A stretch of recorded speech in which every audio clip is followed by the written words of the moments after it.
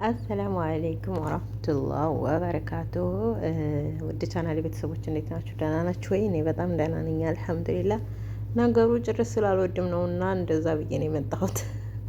አለኩላህልን ያው ሰሞኑን አዲሱን አጀንዳ ታውቃላችሁ ማለት ነው። የሳምሪና የፋኒ ሁኔታ ያው ፋኒ ጠፍቷል ሰሞኑን ማለት ነው። አንዳንድ ሰዎችም አሳስረዋለች እያሉ ነው ማለት ነው። እንግዲህ ያንን አላሁ አለም። እኔ የራሴን አስተያየት ለመናገር ነው የመጣሁት ማለት ነው። ስለ እሱ መታሰር አለመታሰር እኔ የማውቀው ነገር የለም፣ ግን እያሉ ነው ያው ቻናላቸው የገዘገዘባቸው ሰዎች እንዲታይላቸውም ሊሆን ይችላል ይሄን የሚያወሩት ማለት ነው። ለምን እንደዚህ ልትይ ቻልሽ ካላችሁኝ እኔ እንጃ።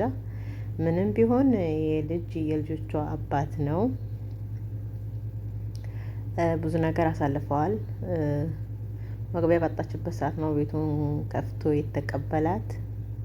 ክፉንም ደጉንም ባንድ ያሳልፈዋል። የዛሬውን ሳይሆን የመጀመሪያውን ችግሯ ላይ በነበረችበት ጊዜ ያለውን ጊዜ ነው ማስታወት ያለበት አንድ ሰው ማለት ነው እንጂ ሲመቻችለት ያለውን ጊዜ ብቻ አይደለም ማየት ያለበት። እና ታደርገዋለች ብዬ አላስብም። ካደረገችው ግን በጣም ትልቅ ጥፋተኛ ነች። እንደተወራው አሳስራው ከሆነ የጠፋው ከሚዲያ ላይ በጣም ነውር።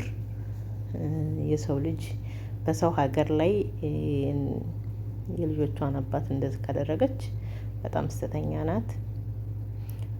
ያኔ እሱ ጥፋተኛ አይደለም እያልኩ አይደለም። እኔ እሱን ጥፋት ሲመታት አላየሁም። ፊቷ ላይም ተመታ ተጫጭራ ምናምን ያየሁት ነገር የለም። እጅ ላይ ነው። እጅ ላይ እንዴት ነው እጅ ላይ የሚመታው? ወርቃ ነው ብሏል እሱ። ያንን አናውቅም፣ ሁላችንም አብረን አይደለንም። ያው ሲመነጫጨቁ ልጆች ሊያዩ ይችላሉ። ይሄን ጠየቀቻቸውን ስለመለሱ የእውነትም በጣም ተደባልበዋል ምናምን ማለት አይደለም። ግን አንድ ማለት የምፈልገው ሁለታቸውም ስተተኛ ናቸው። ፋኒ በጣም ትልቅ ስተት የሆነው ወጥቶ ተለያይተናል ብሎ መናገሩ። እሱ ባይናገርም እናትየቱ ጀምረዋለች። ሲጀመር እንደተለያዩ ያስታውቃል ልጆቿ ከእሷ ጋር ሲሄዱ ማለት ነው። ያው ግን ተለያይተናል እንደዚህ ብሎ ሲናገር ያው ከወዲህም ያንን እየጠበቁ ነበረ። ተነሳ ጦርነቱ ማለት ነው። የተጀመረው ጦርነት ተከፈተ ማለት ነው።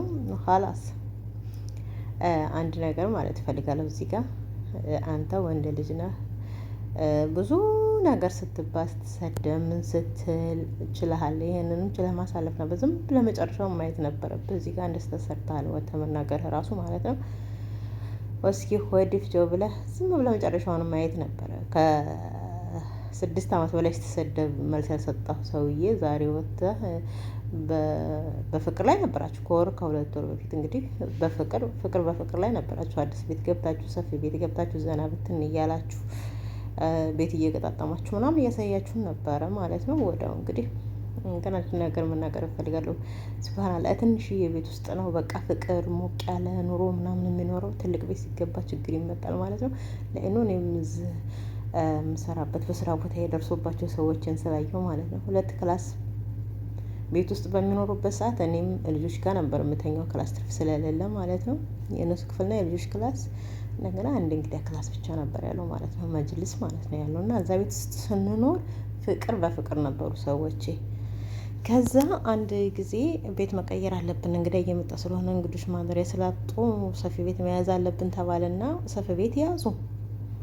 አስገብቻቸው ቤታቸውን አስተካክዬ ረትቤ ምናምን በ5 ቀኔ ወደ ሀገሬ ሄድኩ። ጃዛ በፍቅር ላይ ትቻቸው ሂጄ ስመልስ ከረፍት ስመጣ ተፋቶ ጠበቁኝ ማለት ነው። 5 ክላስ ቤት ተከራይተው ገቡበት፣ ተፋቶ ጠበቁኝ።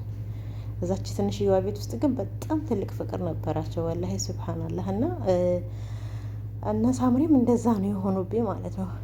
ከትንሿ ቤት አነሰን ብለው ትልቁ ቤት ገቡ። 2 ወር አልቆዩበትም በአንድ ማለት ነው። እንግዲህ ያው እስከሚዘገጃጅ ምናምን ነው ያሳዩን። ከዛ ውጭ እሷም ሀገር ቤቱና እሱም ልጆቹ ጋር ሆኖ ነበር ቪዲዮ እየተለቀቀልን ያለው። ከዛ መጨረሻ ላይ ተለያይተናል የሚል ዜና ተነገረን ማለት ነው። እና ጠባብ ቤትና ድህነት ፍቅር አላቸው። ለምን እንደሆነ አላውቅም። ኑሮ ሰፋ ሲል ጸባዩም እየሰፋ ይሄዳል መሰለኝ፣ አላውቅም። አላሁ አለም። በነገራችን ላይ ያላችሁት ሰው ሀገር ላይ ናቸው፣ መተዛዘን አለባችሁ። እነዚህ ልጆች አንድ ነገር ቢሆኑብሽ እዛ ሀገር ላይ የሚደርስላቸው አባታቸው እንጂ ሌላ ሰው አይደለም። በነገራችን ላይ ደግሞ ማለት ነው እናትሽ ለአንቺ ያልሆነች አለ ለልጅ ልጆች ትሆናለች ብለሽ ነው እናትሽን ተማምነሽ ልጆች ይዘሽ እናትሽ ቤት የገባሽው። ራስሽን ችለሽ ልጆችን ይዘሽ ማሳደግ ምናምን ከቻልሽ ኦኬ ደስ ይለኛል። ግን ጂጂን ታውቂያታለሽ። ለእናንተ ለሁለት ፍሬ ልጆቿ ያልሆነች እንደገና ሌላ ሁለት ተጨምሮ 4 ሆናችሁ ማለት ነው። እሺ ያኛው ራሱን ችሏል 3 ሆነሽ አንቺን በደስታ ታኖርሻለች ብዬ አሁን ለጊዜው ስላልተሰለቻቻችሁ ፍቅር በፍቅር ላይ ወስኑ። ለማናደድ ህዝቡም የሚላት ነገር ስለሚኖር ያንን ለማስተካከል ጸጥ ብላ እየሳቀችኝ እያለች ሰው ፊት ምናምን ልትይዝ ትችላለች። ግን ወንድ ያገኘች እንደው አንድ ወጠምሻ የሆነው እንደመጣ ጊዜ የዛ ጊዜ ነው አውልቃ የምጥልሽ ማለት ነው እስከነ ልጆችሽ። ይሄንን አስቢበት። እርግጠኛ ነኝ ጂጂኪያ ስሜቷን የምትከተል ሰው ነች እና አንድ ቀን የደበራት ለታ ወጣ ብላ ተዝናንታ ሰከረ ብላ የመጣች ለታ ከነ ልጆች ነው ገትታ ውጭ የምጥልሽ። ስለዚህ የሚያዋጣሽ ቤትሽ ነው። ወደ ቤትሽ ተመለሺ። ወንድና ባልና ሚስት እንኳን ባልና ሚስት ጉልቻና ጉልቻ ይጋጫል ይላል ያገሬ ሰው ማለት ነው። በፍቅር ላይ ጸብ አለ እናውቃለን። ልትጣሉ ትችላላችሁ፣ መጥፎ ነገር ልትነጋገሩ ትችላላችሁ። እዚህ መካከል ልጅ አለ። ያላችሁት በሰው ሀገር ላይ ነው። ሀገር ቤተሰብ፣ አክስት፣ አጎትን፣ አያት፣ እህት፣ ወንድም ምናምን ቢኖርሽ የሆነ ችግር ቢያጋጥምሽ አንድ ቦታ ጋር ሄደው ይጠጋሉ፣ ትጠጋላችሁ። እዚህ ጋር አንድ እናትሽን ብቻ ተማምነሽ ገና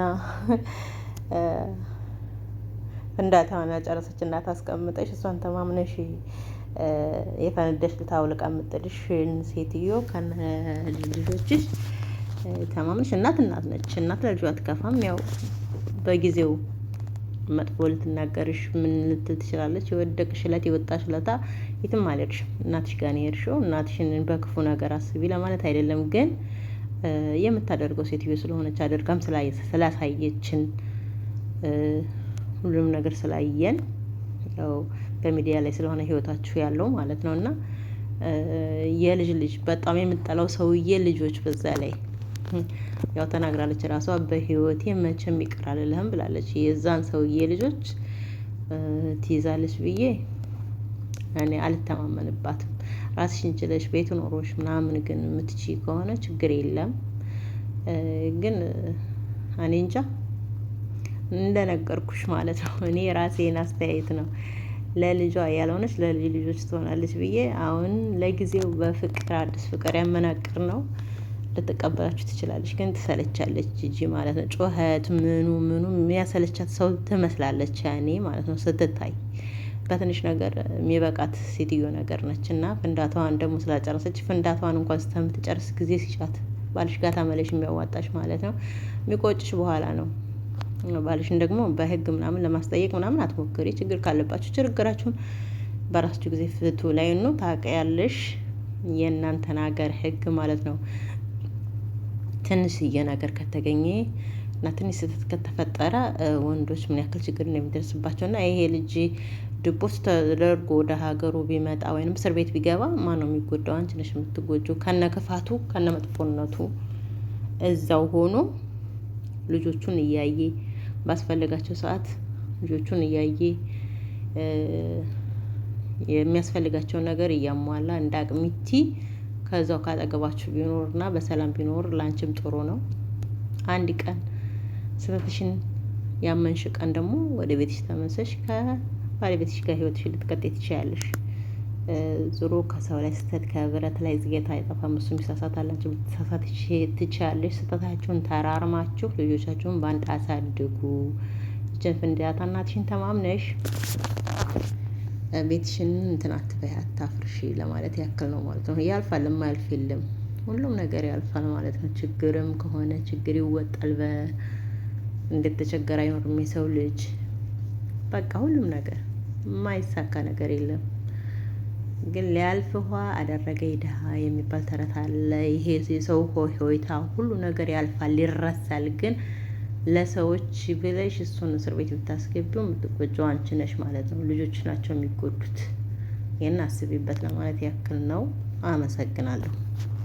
እና ፍንዳታ እናትሽ ደግሞ ፍንዳታዋን እስከምትጨርሽ ተያት። አንቺም ከባልሽ ጋር ህይወትሽን ቀጤ እንደነገሩ የባለፈ የአምና ያህች አምና የ3 የ4 የ5 ዓመቱን እያነሳሽ አሁን አታምጭ።